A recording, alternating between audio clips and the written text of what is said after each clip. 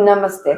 आज की बात ना कुछ मेरे पर्सनल एक्सपीरियंस से है और कुछ मेरे ऑब्जर्वेशन से है। आपको सुन के पक्का मज़ा आएगा और कुछ मोटिवेशन भी फ़ील होगी।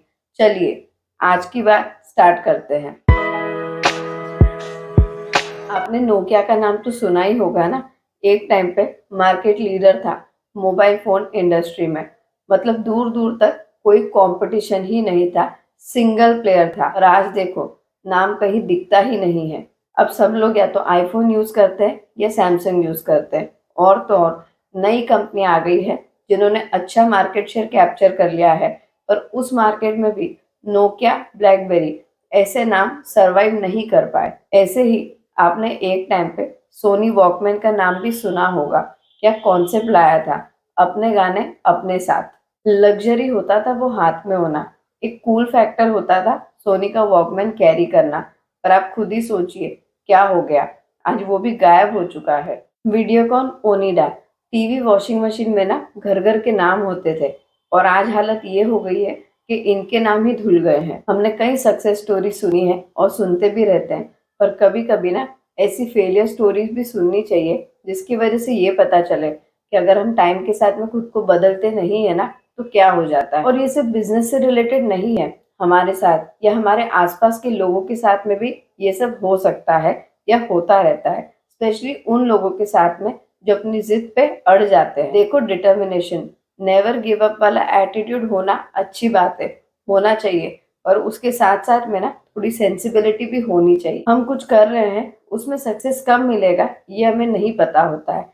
पर हम जो भी कर रहे हैं ना, उसमें ये पता लगाना हमारी ड्यूटी होती है कि हम उससे कुछ सीख रहे हैं या नहीं, हम उसमें आगे बढ़ रहे हैं या नहीं, हम उसमें बेटर हो के कोई फ्यूचर देख पा रहे हैं या नहीं। कई लोग ऐसा करते हैं, स्पेशली कॉम्पिटिटिव एग्जाम्स में, सीएस ऐसी कई बहुत सारी एग्जाम्स है जिसमें लोग सालों साल एग्जाम देते रहते हैं। पता है इसमें सबसे बड़ा रिस्क क्या हो जाता है कि आप जो कर रहे हो, सालों साल जो कर रहे हो, उसमें इतना टाइम लगा रहे हो, इतने एफर्ट्स लगा रहे हो और उसके बाद में भी आगे नहीं बढ़ रहे हो, सक्सेसफुल नहीं हो पा रहे हो। और साथ में ही अगर आपने दूसरा कुछ भी ट्राई नहीं करा है तो वो सिचुएशन ना बड़ा ही डेंजरस हो जाता है। ऐसा हो जाता है कि जैसे जो करना था वो तो कर नहीं पाए और दूसरी कोई चीज़ आपने कभी ट्राई ही नहीं करी।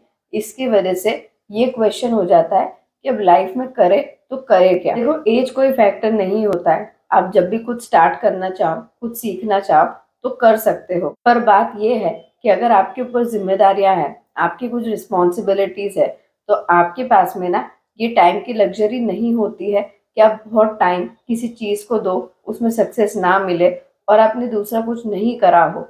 इतना टाइम ना लाइफ सबको नहीं देती है। इसलिए फुल डिटर्मिनेशन के साथ में जो करना है उसे करो। अपने सपने को पूरा करने की पूरी कोशिश करो।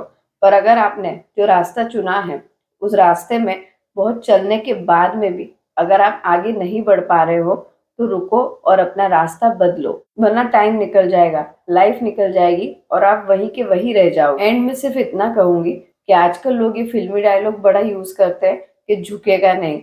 पर एक बात याद रखना कि जो झुकता नहीं है ना, वो कट जाता है। तो कभी-कभी ना झुको, रुको, सोचो, समझदारी से काम लो और फिर सिर उठा के आगे बढ़ो। बहुत कुछ कर रहे हो, दिन-रात मेहनत कर रहे हो, कोई रिलेशनशिप अच्छे से नहीं निभा पा रहे हो और इतना सब कुछ करने के बाद में भी ना अगर कुछ नहीं हो रहा है, तो अपना दिल छोटा मत करो। इसे ईगो पे मत ले लो, ज़िद पे मत आ जाओ, बल्कि इस रियलिटी को एक्सेप्ट करो और समझदारी से कुछ और करो। लोग सालों साल एग्ज़ाम दिए जाते हैं, दिए जाते हैं, दिए जाते हैं, दूसरी उनकी कोई लाइफ नहीं बचती है, कोई रिश्ता साथ में नहीं बचता है, लोग आगे निकल जाते हैं और इतना सब कुछ होने के बाद में अगर बन गए तो बड़ी अच्छी बात है। पर अगर कुछ नहीं बन पाए तो सच में लाइफ ना एक क्राइसिस बन जाती है। अपने पैशन में, अपने ड्रीम में अगर आगे बढ़ रहे हो ना तो बढ़ते जाओ, फिर पीछे मुड़ के मत देखो।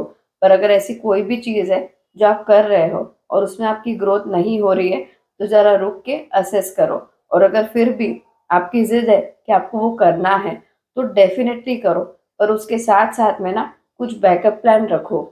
क्योंकि अगर एक टाइम के बाद में आपने बहुत कोशिश की और आप अगर सक्सेसफुल नहीं हो पाए, तो आपको वाक़ई में डीमोटिवेशन तो होनी ही होनी है, पर आपके अंदर फ्रस्ट्रेशन आ जाएगी।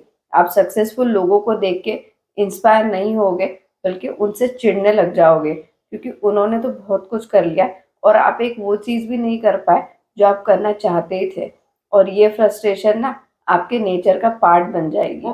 आपको ये वीडियो यूज़फुल लगेगा और आप ध्यान रखोगे कि जितना ज़रूरी पैशन है, उतना ही ज़रूरी है सेंसिबल होना भी, उतना ही ज़रूरी है रियलिटी को एक्सेप्ट करना भी।